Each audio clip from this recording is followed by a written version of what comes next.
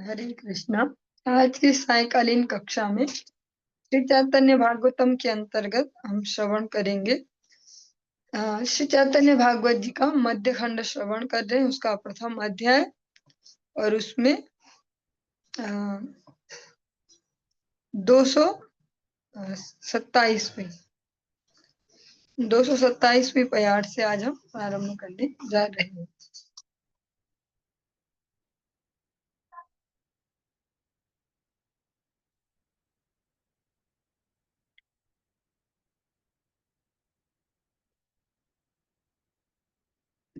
हे न कर कृष्ण बेदास्य योग दिया, चरणे राखी दासी नंदन करिया।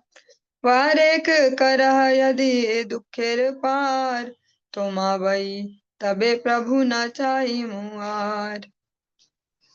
ए मत गर्भवासे उड़े अनुक्षण, ताहो भाला बासे कृष्ण स्मृत कारण। ये हमने लास्ट जब कक्षा हुई तब भी श्रवण किया था। अंतिम जो ये प्यार है 2-3, जो एक गर्भस्थ जीवात्मा है वो 7वें महीने में किस प्रकार से असहाय होकर भगवान को विनती करता, उसको हम श्रवण कर रहे थे। वो कहता है कि हे कृष्ण, अब तो ऐसा करो कि मुझे अपनी किसी दासी का कोई पुत्र बनाकर और दास भाव देकर अपने चरणों के समीप रख लो। एक बार यदि आप मुझे इस दुख से छुड़ा दें तो फिर आपको छोड़कर मैं और किसी को नहीं चाहूंगा। इस प्रकार वह जीव गर्भ में निरंतर जलता तड़पता रहता है, परंतु श्री कृष्ण की स्मृति के कारण इस अवस्था को भी वह अच्छा ही समझता है।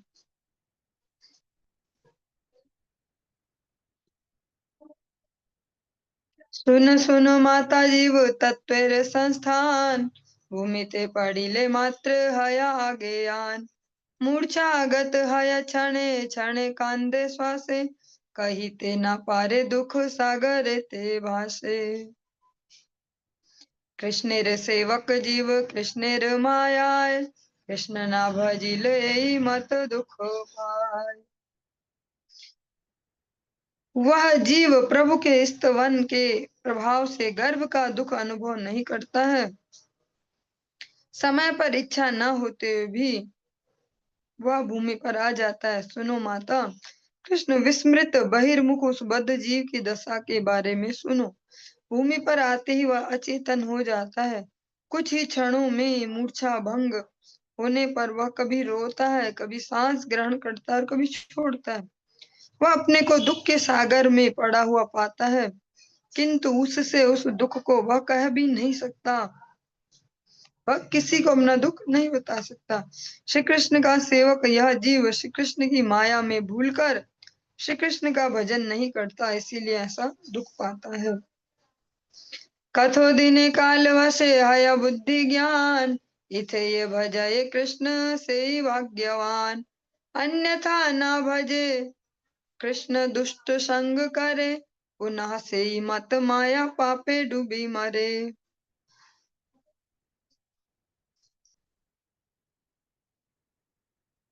कुछ दिन बाद समय आने पर उसको बुद्धि ज्ञान होता है, तब जो श्री कृष्ण का भजन करता है वही भाग्यशाली है। इसके विपरीत यदि वह श्री कृष्ण को नहीं भजता और दुष्टों का संग करता है तो वह फिर से उसी प्रकार माया के पाप में डूबकर मरता है।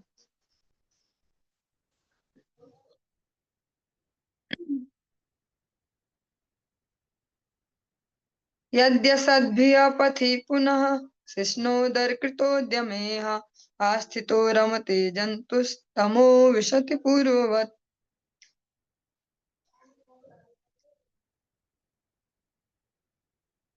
सतपथ पर चलते हुए भी यदि कोई मनुष्य किसी उदर तथा उपस्थ इंद्रियों के भोग में लगे हुए असाधु का संग करता है तो उसको भी पूर्वोक्त प्रकार से अपने गले में यमदूतों द्वारा पासबद्ध होकर नरक में प्रवेश करना पड़ता है। जो गलत संगति है उसका इतना बड़ा प्रभाव है कि अगर कोई सही रास्ते पे भी चल रहा है, फिर किसी गलत व्यक्ति की संगति में है उस संगति के चल के उसका भी पतन होता है।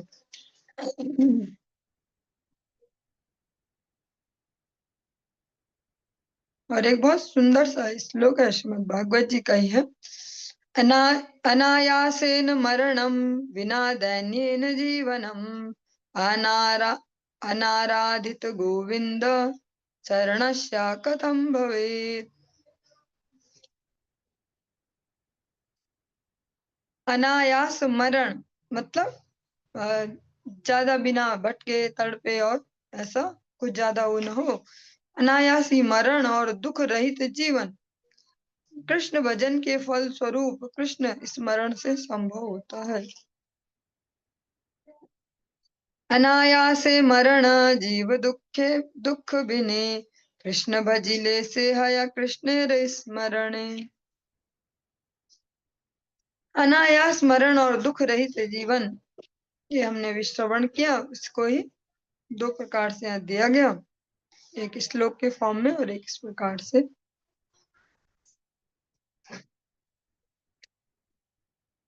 एते के भजह कृष्ण साधु संग करी मने चिंत कृष्ण माता मुखे बल हरि। भक्तिहीन कर्मे को न फल नाही पाए से कर्म भक्तिहीन पर हिंसायाय। अतएव हे माता, भगवान गौर हरि अपनी सची मैया को ऐसा उपदेश कर रहे हैं।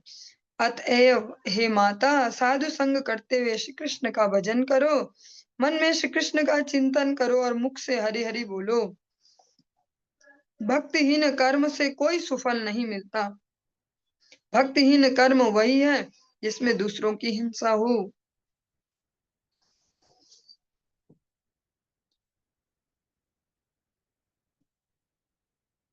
कपिलेर भावे प्रभु मायर सिखाए सुनी से ही वाक्य सच्ची आनंदे मिलाए। की भोजने की शयने की वा जागरण कृष्ण बिनु प्रभु आर किछु न बखाने।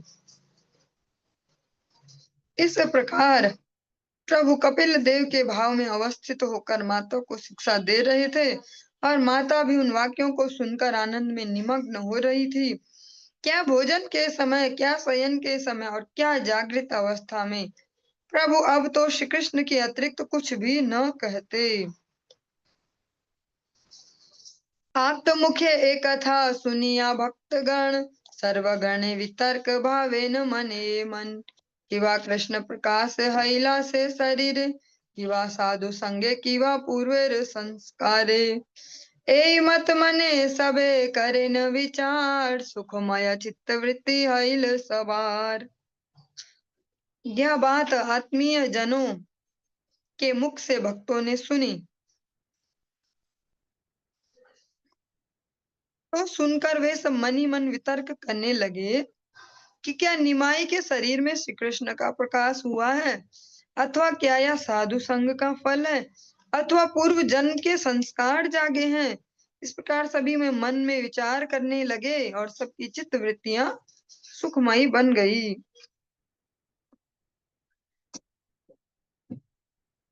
खंडिल भक्तेर दुख पासंडिर नाश महाप्रभु विश्वम्भर अइला प्रकाश। जब महाप्रभु श्री विश्वम्भर का प्रकाश हो गया तब भक्तों के दुख दूर होने लगे और पाखंडियों का विनाश प्रारंभ हो गया। वैष्णव आवेशे महाप्रभु विश्वम्भर कृष्णमय जगत देखाए निरंतर।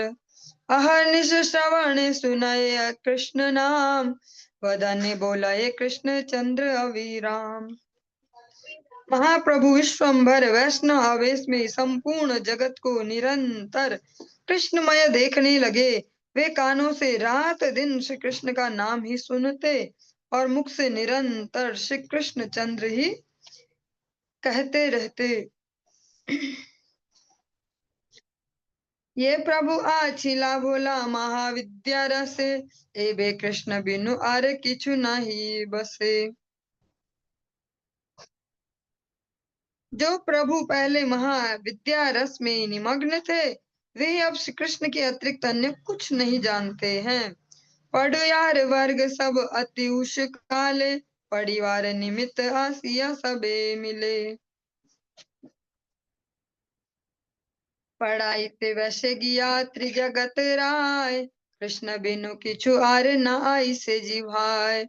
सिद्ध वर्ण शाम नाया बले शिष्यगण, प्रभु बले सर्वे वर्ण सिद्ध नारायण। शिष्य बले वर्ण सिद्ध हईल के मने, प्रभु बले कृष्ण दृष्टि पातेर कारणे। विद्यार्थी वृंद पढ़ने के लिए बड़े सवेरे ही प्रभु के पास आ गए तथा त्रिलोकीनाथ प्रभु उनको पढ़ाने के लिए जाकर बैठ भी गए, परंतु उनकी जिह्वा पर श्री कृष्ण नाम के अतिरिक्त और कुछ भी नहीं था। शिष्यगण कहते सिद्ध वर्ण सामनाय, तो प्रभु कहने लगे सभी वर्णों में नारायण ही सिद्ध हैं।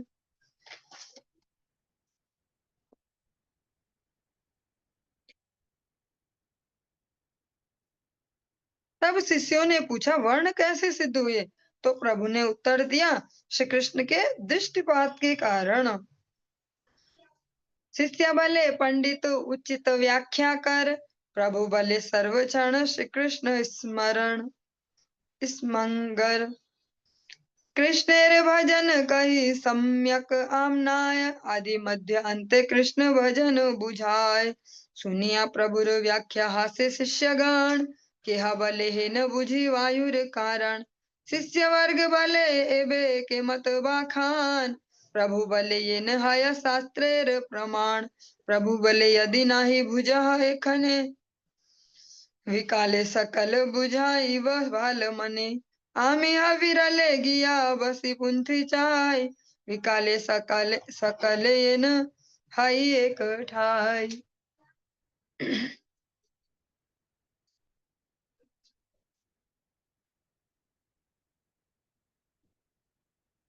फिर शिष्यों ने कहा पंडित जी उचित व्याख्या करो, तो प्रभु बोले सब समय श्री कृष्ण का स्मरण करो। सम्यक आमनाय तो श्री कृष्ण भजन को ही कहते हैं, सभी शास्त्र आदि मध्य और अंत में श्री कृष्ण भजन को ही बताते हैं।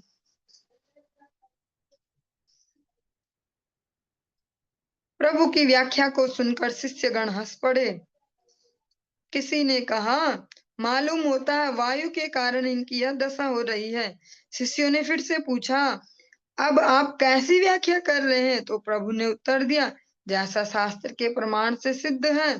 प्रभु ने फिर से कहा यदि तुम अभी इसे नहीं समझ पा रहे हो तो दोपहर बाद मैं तुम्हें भली भांति समझा दूंगा। मैं भी अभी एकांत में बैठकर ग्रंथ का अनुशीलन करता हूँ, दोपहर बाद सभी फिर से एकत्रित होंगे। सुनिया प्रभुर वाक्य सर्व शिष्यगण, कौतुके पुस्तक बांधी करी लागमान। सर्व शिष्य गंगादास पंडितेर स्थाने, कहिले न सब यत ठाकुर बाखाने। एबे यत बाखाने न निमाई पंडित, शब्द सने बखाने न कृष्ण समीहित। गया है ते यावत आसिया छेन घरे, तदवधि कृष्ण बई व्याख्या न स्फुरे। सर्वदा बलेन कृष्ण पुलकित अंग, क्षणे हास्य हुंकार कराए बहुरंग। प्रति शब्दे धातु सूत्र एकत्र करिया, प्रतिदिन कृष्ण व्याख्या करे न बसिया। एवे तान बुझिवारे ना पारी चरित, कि करीब आमी सब बला पंडित। प्रभु के वचन सुनकर सब शिष्यों ने कौतुक से पुस्तकें बांध ली और चल दिए। सभी ने जाकर श्री गंगादास पंडित को जो कुछ व्याख्या प्रभु ने की थी वह सब कह सुनाई और कहा कि अब तो निमाय पंडित जो कुछ भी व्याख्या करते हैं उसमें सभी शब्दों का तात्पर्य श्री कृष्ण ही सिद्ध करते हैं। उनमें सभी जब से वे गया से लौट कर आए हैं तब से श्री कृष्ण के अतिरिक्त और कोई व्याख्या उनके मुख से निकलती ही नहीं। वे पुलकित शरीर से सर्वदा कृष्ण कृष्ण करते रहते हैं, कभी हंसते हैं कभी हुंकार करके अनेक प्रकार के भाव प्रदर्शित करते हैं। वे प्रतिदिन बैठकर धातु सूत्र लगाकर प्रत्येक शब्द की व्याख्या कृष्ण ही करते हैं। इस समय उनका चरित्र कुछ समझ में नहीं आ रहा है। पंडित जी अब हम क्या करें, आप ही बताइए। उपाध्याय शिरोमणि विप्र गंगादास सुनिया सबार वाक्य उपजिल हास ओझा बले घरे यह आसिया सकाले आज आम्ही शिक्षा आईव ताहार विकाले बालमत करियेन पढ़ायेन पुंथी आसिहा विकाले सब ताहार सहती।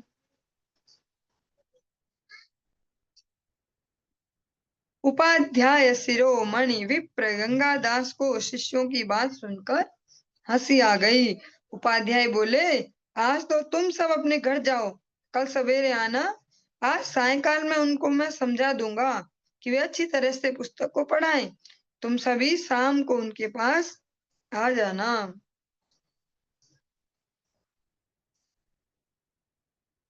परम हरि से सबे भाषाय चलीला विश्वम्भर संगे सबे विकाले आईला गुरुर चरण धूलि प्रभु लय सिरे विद्या लाभ हऊ गुरु आशीर्वाद करे गुरु भले बाप विश्वम्भर सुन वाक्य ब्राह्मणेर अध्ययन नहे अल्य भाग्य माता यार चक्रवर्ती नीलांबर बाप यार जगन्नाथ मिश्र पुरंदर उभय कुले ते मूर्ख नाहिक तो मार तुम यो परम योग्य व्याख्याने टीकार।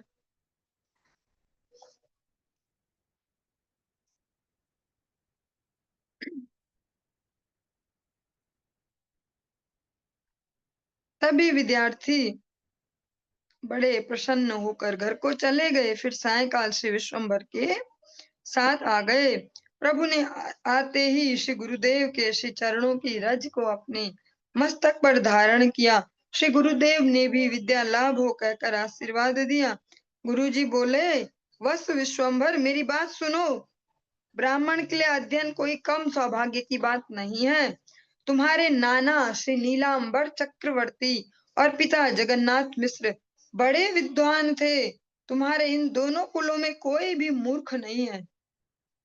तुम भी टीका की व्याख्या करने में परम योग्य हो। अध्ययन छाड़िले से यदि भक्ति है बाप माता माह की तो मार भक्त नया इहा जानी भाल मते कर अध्ययन अध्ययन हैले से वैष्णव ब्राह्मण भद्रा भद्र मूर्ख द्विज जानिबे के मने इहा जानी कृष्ण बल कर अध्ययन भाल मते गिया शास्त्र बसिया पढ़ाओ व्यक्ति रिक्त अर्थ कर मोर माथा खाओ। यदि अध्ययन छोड़ने पर ही भक्ति होती है तो तुम्हारे पिता और नाना क्या भक्त नहीं थे? यह बात समझकर अच्छी तरह से अध्ययन करो और अध्ययन करने पर ही वैष्णव ब्राह्मण होता है। मूर्ख विप्र अच्छे बुरे को कैसे जानेगा? यह जानकर तुम कृष्ण कहो और अध्ययन करो। अब तुम जाकर अच्छी तरह से शास्त्र पढ़ाने के लिए बैठो। यदि तुमने विपरीत अर्थ किया तो तुम्हें मेरे सिर की सौगंध है। महाप्रभु को तो एक अलग प्रकार से वो चल रहा है। गुरुदेव से मिलने के बाद अलग लीला चल रही है और ऐसे सब समझाने का प्रयास करें। जैसे कभी कोई नया नया भक्त हरि भक्ति में लग जाए तो फिर पूरे सारे रिश्तेदार और सारे जो कुल परंपरा सब उसके पीछे लग जाएंगे कि इसको ही भक्ति करती, इतना बड़ा तिलक लगा लो, इतनी मोटी कंठी पहलो से ढोंगी बन जाओ, ऐसे इसको थोड़ी ना भक्ति कहते हैं, इसको कहते हैं इसको। ऐसे आज सिनेमाई पंडित को उनके जो गुरुदेव हैं वो अपने एंगल से समझाने का प्रयास कर रहे हैं। अरे देखो, तुम्हारे नाना इतने बड़े विद्वान थे, पिताजी इतने बड़े विद्वान, हाँ वो भक्त नहीं थे क्या? तुम ही भक्त आ गए ऐसे। तो अब ठीक से अपना अध्यापन करो और अगर जो ब्राह्मण है इस प्रकार का आचरण करे मूर्खों जैसा तो शिक्षा कैसे देंगे? इस प्रकार से उनको गंगादास पंडित अपने हिसाब से उनको ऐसा शिक्षा दे रहे हैं। इससे आगे का प्रसंग हम कल की कक्षा में श्रवण करेंगे। हरि कृष्ण।